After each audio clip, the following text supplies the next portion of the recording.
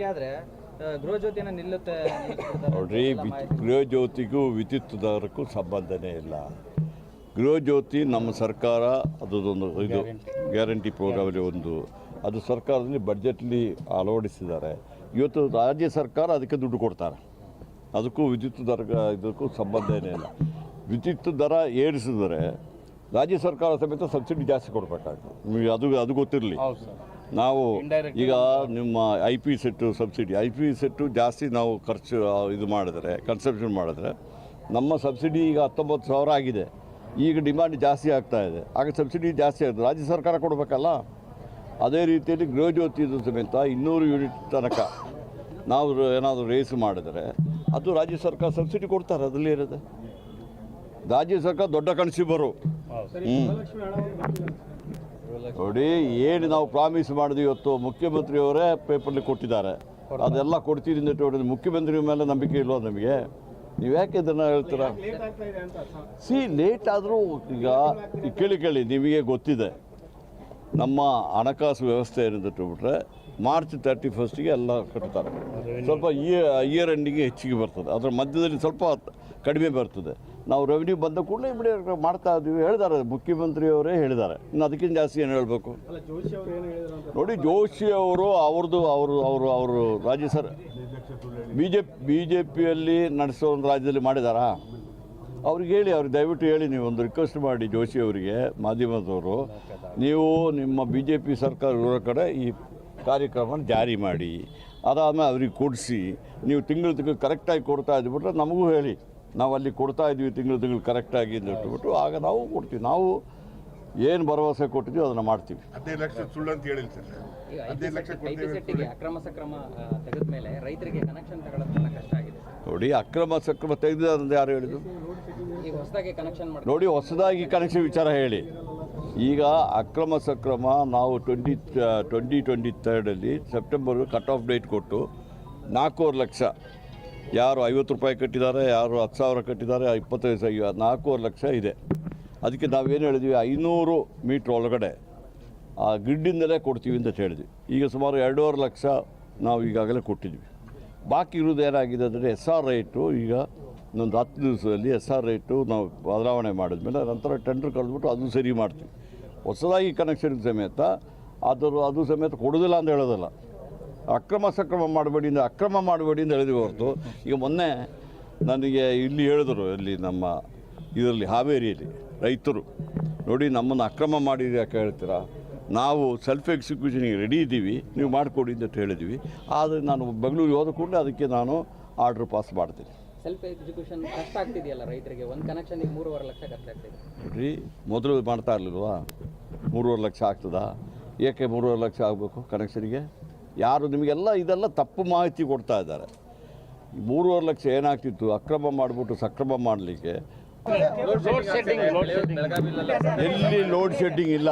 ನೀವು ಇಡೀ ಸ್ಟೇಟಲ್ಲಿ ಎಲ್ಲಿ ಸಮೇತ ಲೋಡ್ ಶೆಡ್ಡಿಂಗ್ ಇಲ್ಲ.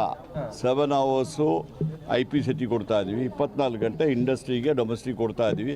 ದಯವಿಟ್ಟು ಎಲ್ಲಿ ಸಮೇತ ಲೋಡ್ ಶೆಡ್ಡಿಂಗ್ ಇಲ್ಲ.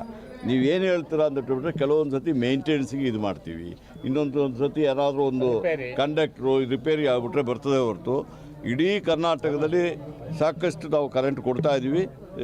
No load shedding. ಬೆಲೆ ಏರಿಕೆಯನ್ನು ಜಾಸ್ತಿ ಮಾಡೋ ಪ್ರಸ್ತಾವನೆ ಇದೆ. ನೋಡಿ, ಬೆಲೆ ಏರಿಕೆ ಹೊಸದಾಗಿ ಏನಲ್ಲ, ಅದು ಮೊದಲಿಂದಲೂ ಮಾಡ್ಕೊಂಡು ಬಂದಿದ್ದಾರೆ. ಅದನ್ನು ನಾವು ಮಾಡೋದಿಲ್ಲ. ನಮ್ಮ ಎಸ್ಕಾಮ್ ಅವರು KERC ಕೊಡ್ತಾರೆ. KERC ಅವರು ಬೇರೆ ಎಲ್ಲ ಅದಕ್ಕೆ ಇಂಟ್ರೆಸ್ಟೆಡ್ ಪಾರ್ಟೀಸ್ ಇದ್ದಾರೆ. ಅವರು ಇಂಡಸ್ಟ್ರಿ ಇರ್ಬೋದು, ಪಬ್ಲಿಕ್ ಇರ್ಬೋದು, ಬೇರೆ ಬೇರೆ ಡೊಮೆಸ್ಟಿಕ್ ಇರ್ಬೋದು, ಕಮರ್ಷಿಯಲ್ ಇರ್ಬೋದು, ಅವರೊಟ್ಟಿಗೆಲ್ಲ ಮಾತಾಡಿ ಅವರು ತೀರ್ಮಾನ ತೆಗೆದುಬಿಟ್ಟು ಹೇಳ್ತಾರೆ. KPCC ಅಧ್ಯಕ್ಷರ ಸ್ಥಾನಕ್ಕೆ KPCC ಅಧ್ಯಕ್ಷರಿದ್ದಾರಲ್ಲ ಈಗ, ಬದಲಾವಣೆ ಯಾರು ಹೇಳಿದ? ಹೈಕಮಾಂಡ್ ಹೇಳಿದಾರಾ?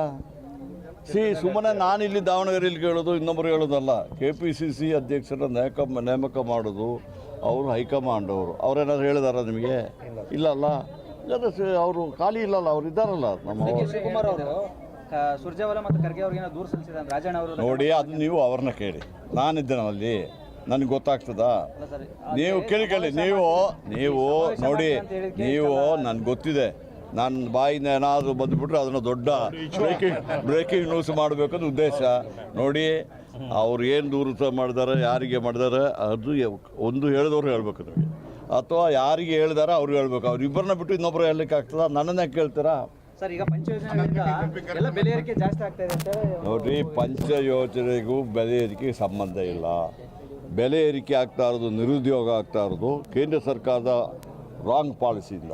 ಇವತ್ತೇನಾಗಿದೆ, ಕರ್ನಾಟಕ ನಂಬರ್ 2 ಇದೆ, ಇದನ್ನು ರೆವೆನ್ಯೂ ಇದು ಕೊಡೋದ್ರಲ್ಲಿ ನಂಬರ್ 2 ಇದೆ.